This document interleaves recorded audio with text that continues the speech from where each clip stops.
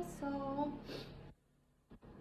gusto kong i-share yung mga natapos ko. So, nagsasell kasi ako ng mga products. So, hindi ako yung gagawa ng ano na to, ng step na bilhin yung product. Ang gagawa ng bibili ng product is yung customer.